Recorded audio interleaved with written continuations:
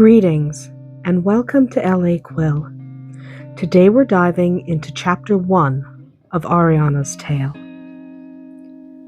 "Goodbye, Mother," the young girl whispered as she placed 3 white lilies in her mother's cold, dead hands. As she stepped back from the funeral pyre, she pushed her long blonde hair out of her emerald green eyes. She was small for her age, and though she was 14 now, she still looked like a girl of 12. Looking at her mother's body, she realized for the first time just how much she looked like her. Blinking back tears at the thought, she turned her gaze upon her older brother, trying to decide if he felt anything at all. Darian did indeed feel something, mostly sorrow and heartache, with just a touch of painful regret. He had, however, spent years hiding his feelings from others, even from his sweet little sister, and he wasn't about to change that now. Besides, he didn't want to upset her needlessly, not when she was already on the verge of a complete breakdown. Their mother was dead, and crying wouldn't bring her back. Nothing would bring her back. He shook off those rather useless and burdensome thoughts. There was nothing to be done now. She was dead. Both he and his sister had to learn to live with that. Steeling himself against what he was about to do and deliberately avoiding looking towards his sister, sweet little Arianna, he stepped forward and lowered the torch he held. As he lit the pyre, causing the flames to leap toward the body of his dead mother, the priest recited the traditional prayer of the Republic, loud and clear, so that those gathered could hear him.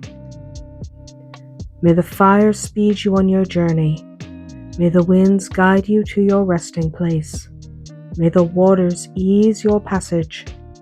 And may the earth accept you into her." Darian dropped the torch into the pyre to conceal the fact that his hands were shaking. He swallowed carefully, finally looking down at Arianna. Arianna turned away from the sight as the yellow and orange flames began to consume her precious mother, taking with them one she held so dear. A sorrow so deep it threatened to consume all she was welled up inside her. She didn't have the courage to watch the destruction of her mother's body, even though she knew it was considered blasphemy to not watch the fires burn and purify the deceased. She felt her brother's hand on her shoulder. She knew what he wanted, but she couldn't bring herself to turn back. It was just too painful. "Ari," he whispered softly, "do not dishonor her by turning away.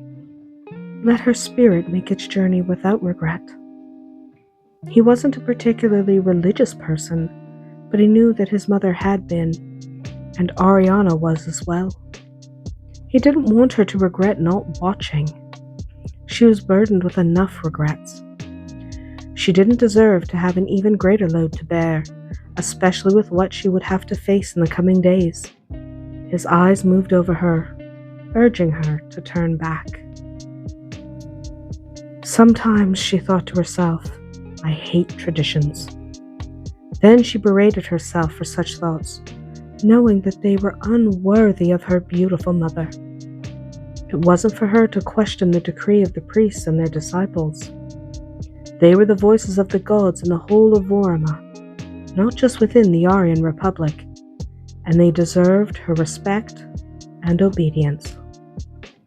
Her mother had shown them nothing less and would expect as much of her own daughter.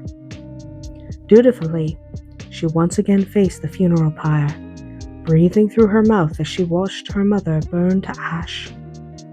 The smell of burning flesh was almost more than she could bear, and she had to force down the urge to gag.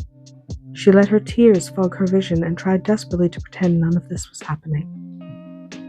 Arianna felt cheated. Incredibly, horribly cheated. She was only 14 years old and had never known her father, never even seen his portrait. Oh, she'd asked about him, and her mother had told her, but she had never mentioned his name, not even once. She She didn't have a father to turn to, and her mother was now gone. Her brother, as much as she loved him, was silent and brooding and had been since they were children. Even now, he didn't seem overly concerned with her welfare. Her mother was her entire life, the only thing she could count on. And now that life was gone, changed forever by a simple accident. An accident she should have been able to prevent, if only she'd had the foresight to try. Her tears rolled down her face, a sorrowful combination of regret, guilt, pain, and a deep sadness. "Do you have to go?" Arianna asked her brother as he added some day-old bread and sharp cheese to his pack only a few candle marks later. He wasn't taking much, only enough for a couple days on the road. He would hunt for anything else he needed, or perhaps barter for it if the chance arose. He might not be the best hunter in Akana Valley, but he was decent enough to feed himself, and he was taking some of his personal items that he didn't need anymore to exchange for coin. He had enough, barely, to see him through. He would be fine on his own, but would Arianna be fine on her own? She was seated on his bed, watching him pack for his last trip out of Akana Valley. The room was small but clean, like most of their cottage. Like the others in the village, their home was circular with very few straight lines, except for the roof line. Republican homes were all like that.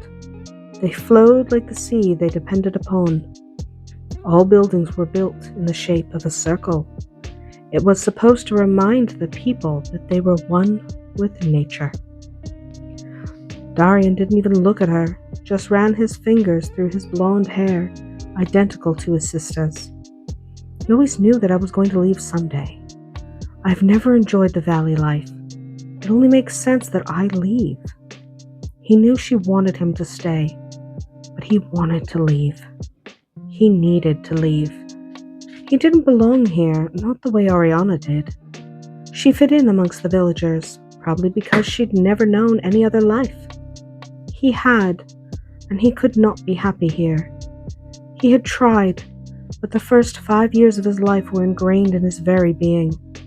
He needed that life back, and some feeling deep inside him, told him that now was the time to seize it.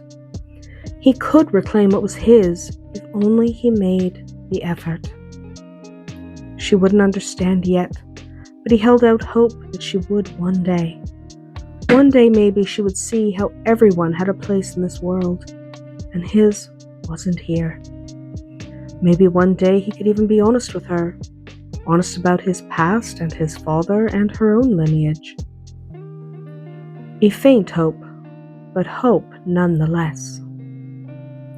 Arianna's green eyes filled with tears.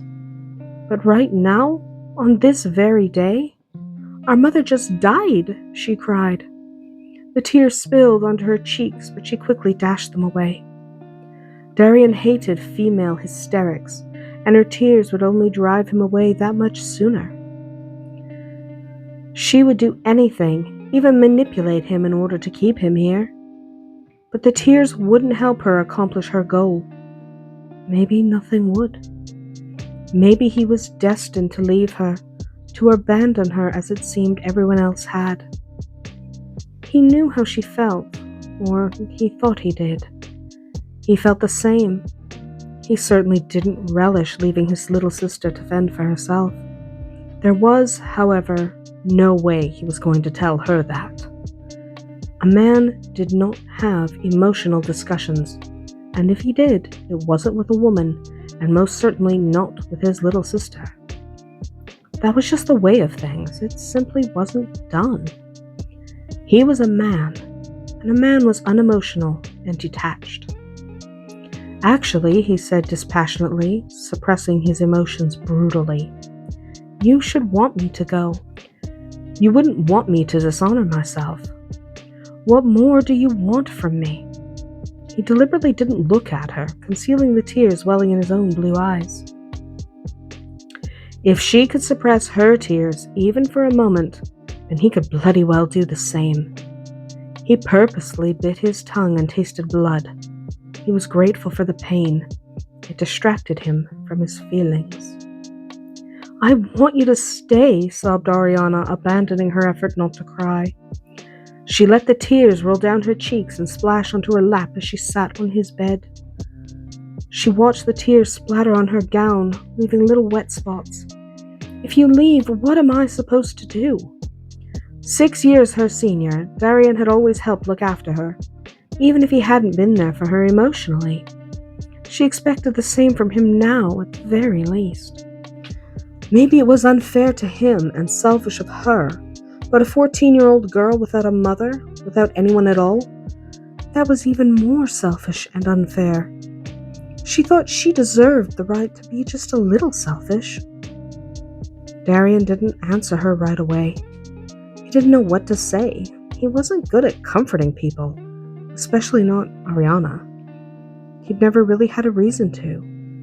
She had their mother to comfort her. But now things were different. Now Arianna had no one but him. He glanced at her quickly, once again suppressing his emotions. "So, be a healer. That's what you've always wanted." She gave a humorless laugh. "I'm 14. I'm still in training. I don't even know everything yet." "You know more than most full healers in this valley," he countered. "You've been working with the village healer for as long as I can remember." "Because I was her daughter," Arianna muttered, "not because I was the best candidate." She sniffed softly and wiped her face with her sleeve. "Everyone said I was just like her, and that's the only reason they let me help at all." He looked at her then. "No, Arianna, that's not true. You were helping her because you were born to do it.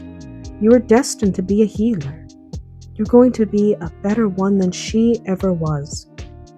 Arianna's eyes welled with tears again. "Don't say that." "I mean it. You have talent. You've always had talent. You see things in your dreams, visions. You know things before they happen. That's more than talent, Ari. That's a gift." He smiled just a little. "And you have Mother's journals. She left them for you." "She did?" Arianna looked up at him with surprise and confusion. "When?" He shrugged. "They were always meant for you. She told me when you turned 13. She said it was to give them to you if something ever happened." "She knew?" He nodded slowly. "She didn't say how or when, but she said she had seen it coming." That wasn't exactly true. She'd never said she saw her death. But Darian had always suspected she knew something. And if telling Arianna that lie helped give her some sense of meaning or peace, then he was willing to bear that guilt. Arianna sat in silence for a moment, the weight of grief and responsibility slowly pressing into her. Finally, she looked up. "Will you at least tell me where you're going?" "No." The flat answer stung. She looked away, blinking rapidly. "It's safer that way," he added softly. "I'll send word when I can, but I can't promise when. You're not coming back, are you?" "I don't know," he admitted. "I hope so." Arianna stared at the ground, trying not to cry again. She didn't beg, she didn't plead, but she wanted to. She wanted to scream and throw herself at him, just to make him stay. But she wouldn't. That wasn't what her mother would have wanted. So instead she nodded. "Be careful." "I will." He crossed the room and touched her shoulder. It was the closest he'd come to hugging her in years. "I'll be okay," she said almost convincingly. He gave her a long, searching look. Then he turned and walked out the door. Arianna didn't watch him go. She just sat very still, listening to the silence he left behind. And that's our tale from L.A. Quill today. If you enjoyed this chapter, let me know your favorite moment in the comments. Until next time, may your stories always be magical.